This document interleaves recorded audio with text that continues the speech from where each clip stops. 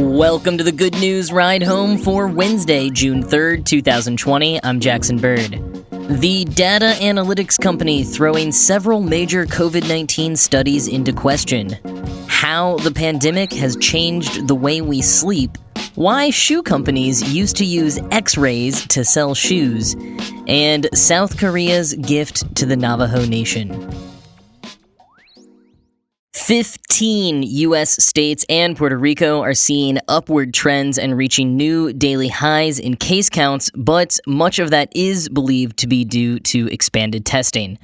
Chicago has begun its third phase of reopening, which includes child care centers, although kids must be screened for signs of illness, and restaurants, but only for outdoor dining. New York City is looking to begin phase 1 of reopening on June 8th. Subways and buses will return to their usual schedules but still be encouraged for use only by essential workers, and masks will continue to be required. Markings on the ground in stations will facilitate social distancing, and every other seat may be blocked off. Germany will lift its travel ban on European countries, including Britain and Iceland, on June 15th. Travel advisories will still be issued as needed, and if a resurgence should occur, the bans could be reinstated. Italy also lifted travel restrictions today in an attempt, like many countries, to boost their crucial tourism industry.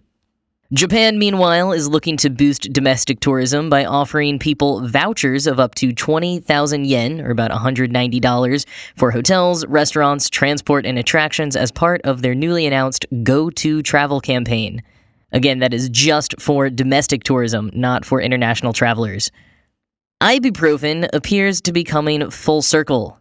After fears early on in the pandemic that taking ibuprofen could exacerbate some symptoms, concerns which were heightened after France's health minister advised against taking it, saying it could aggravate COVID-19 symptoms, now a team from London's Guy's and St. Thomas Hospital and King's College are beginning a trial to determine if ibuprofen can actually help with breathing difficulties associated with COVID-19. Quoting the BBC, "In the trial, called Liberate, half of the patients will receive ibuprofen in addition to usual care. The trial will use a special formulation of ibuprofen rather than the regular tablets that people might usually buy. Some people already take this lipid capsule form of the drug for conditions like arthritis. Studies in animals suggest it might treat acute respiratory distress syndrome, one of the complications of severe coronavirus," end quote. This trial comes as the major study showing hydroxychloroquine to be ineffective has come into question. Both The Lancet and the New England Journal of Medicine have issued expressions of concern and called for independent audits regarding that study, as well as another one conducted using data from the same data analytics company, Surgisphere. Quoting Science magazine, "Surgisphere, which provided patient data for 2 other high-profile COVID-19 papers, has come under withering online scrutiny from researchers and amateur sleuths. They've pointed out many red flags in the Lancet paper, including the astonishing number of patients involved and details about their demographics and prescribed dosing that seem implausible. It began to stretch and stretch and stretch credulity," says Nicholas White, a malaria researcher at Mahidol University in Bangkok. Continuing from Science, Chicago-based Surgisphere has not publicly released the data underlying the studies, but today CEO Sapan Desai told Science through a spokesperson that he was arranging a non-disclosure agreement that will provide the authors of the NEJM paper with data access requested by NEJM, end quote.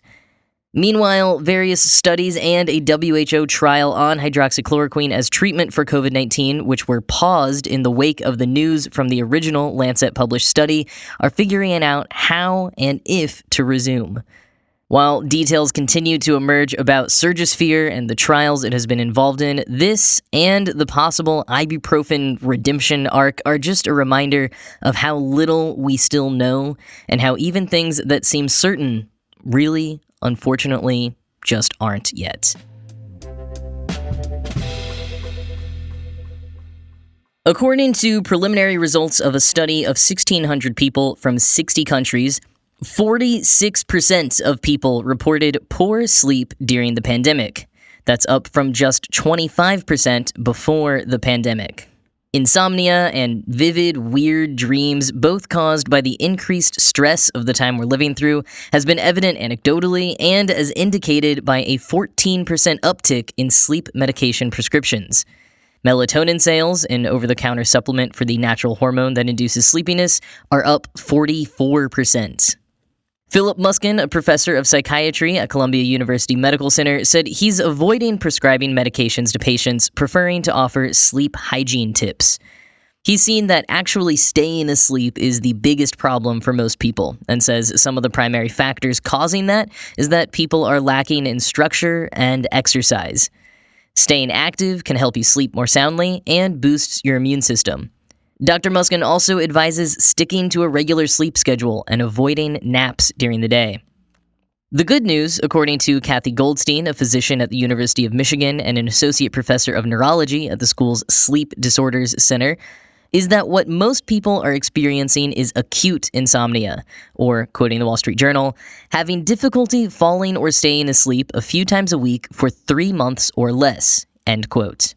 A third of people will experience acute insomnia at some point in their lives, usually caused by some stressor in their life, like, say, a pandemic. The key, Dr. Goldstein says, though, is not letting the issue become a chronic one.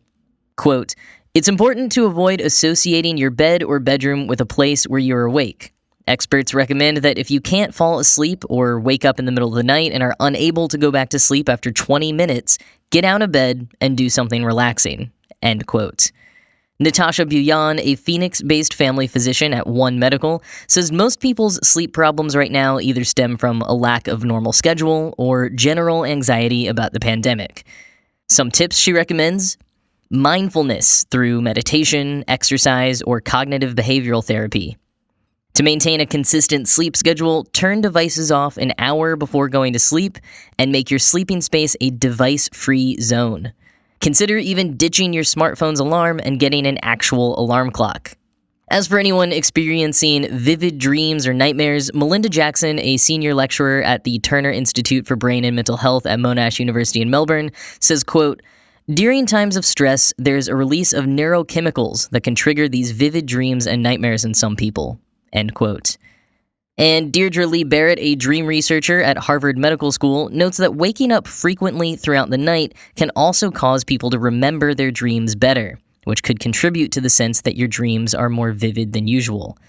Regardless of how exactly your sleep has been disrupted or why, here are a few more sleep hygiene tips to leave you with, quoting the Wall Street Journal. Eat at regular times rather than snacking all day. Avoid napping or compensating for a poor night of sleep by going to bed unusually early. Limit caffeine and avoid alcohol. Avoid electronic devices 1 to 2 hours before going to sleep. But if you do, use a blue light filter and try to look at content that is not stressful. Get bright light in the morning. Try to find a workspace that isn't in your bedroom, and stop working at a specific hour and make time for relaxing activities, end quote.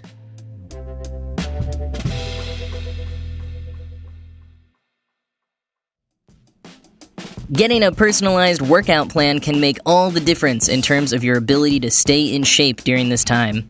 With access to gyms and trainers still limited, that's where Fitbod, the smart fitness app, comes in. You don't need any equipment to start personalized training with Fitbod. With Fitbod, you get a truly personalized fitness program that adapts as you go. It factors in your goals, experience level, equipment, workout duration, and muscle recovery to intelligently craft the perfect total body workout just for you. With each workout, the app learns your abilities and plans workouts designed to maximize your results. I like how it balances workouts across different muscle groups because that is something I'm so bad at paying attention to on my own, so Fitbod's personalized programs help me fully recover in between workouts. And Fitbod is super easy to use and even has HD video tutorials to make learning new exercises a breeze. Personalized training can be tough on the budget, but Fitbod is only $9.99 a month or $59.99 a year. Plus, you can try 1 month of workouts absolutely free. Get a personalized fitness plan that helps you work out smarter at fitbod.me/goodnews. You can try Fitbod for free for 1 month when you sign up today at fitbod.me/goodnews. That's 1 free month when you sign up at fitbod.me.goodnews. Whenever there's a new type of technology in the world, despite the inventor's best intentions, sometimes the general populace can take a while to figure out the best ways to use it. And I remember when tablets were first emerging, I genuinely thought that one of the most revolutionary uses would be embedding them in tabletops at restaurants as menus, which I thought was pretty cool, but would also have the unfortunate side effect of rendering waiters redundant. And I suppose that's happened a tiny bit in some restaurants, but wow, what a short-sighted vision I had of the potential of tablets. Cracked recently did a rundown of several strange ways people used new technology when it was first emerging, and my favorite one was regarding X-rays and shoe sales. Quoting Cracked, "We first figured out how to use X-rays to take pictures of spooky skeletons back at the end of the 19th century. Then, when World War I came around, medics in the field used X-ray machines to look at seemingly endless numbers of potentially broken soldier bones. The X-rays that passed through the skin and muscle proved equally capable of passing through leather. Doctors would X-ray men's feet right through the boots, since there were way too many bones queued up for examination to waste time with such formalities as footwear removal. After the war, with no more injured patients lining up by the thousands, no one ever needed to take X-rays right through shoes.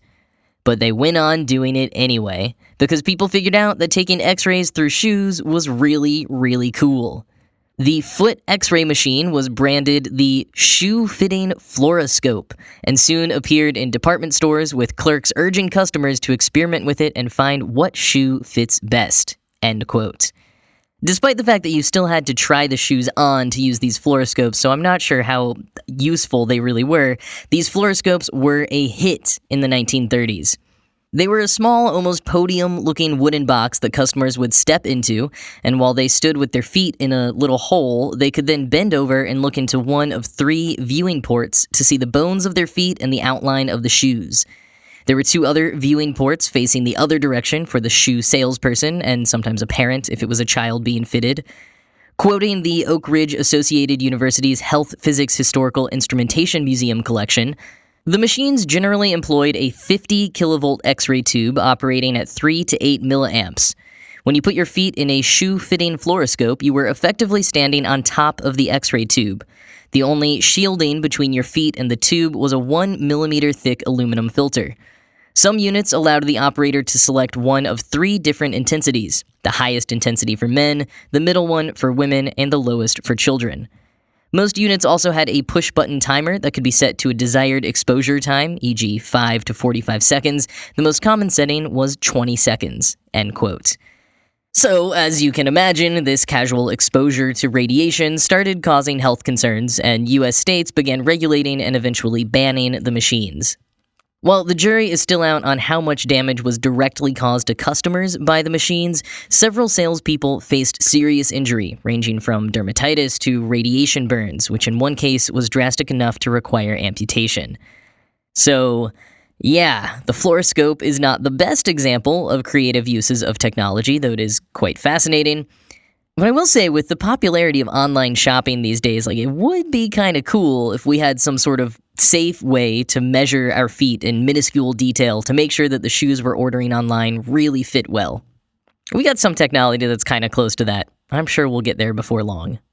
But hopefully with less X-rays.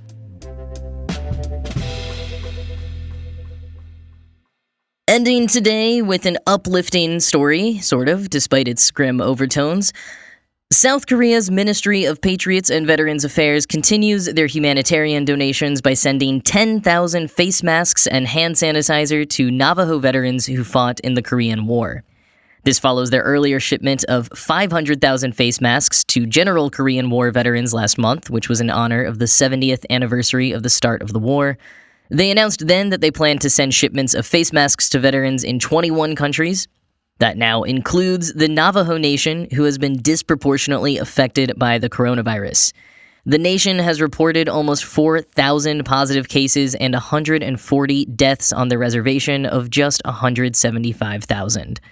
About 130 of the around 800 Navajo men who served in the Korean War as code talkers are still alive today, and at their advanced age are at an even higher risk of severe complications from COVID-19. Kim Yoon-ji, a co-chairman of the committee organizing the shipment, said, quote, "We hope our small gifts will console the veterans in the midst of the COVID-19 crisis. The government remembers those who made a noble sacrifice to defend a strange country 70 years ago, and we hope they will proudly tell their posterity about the choice they made so many years ago. In a previous statement, he added, quote, "We will overcome the COVID-19 crisis when we stand side by side together."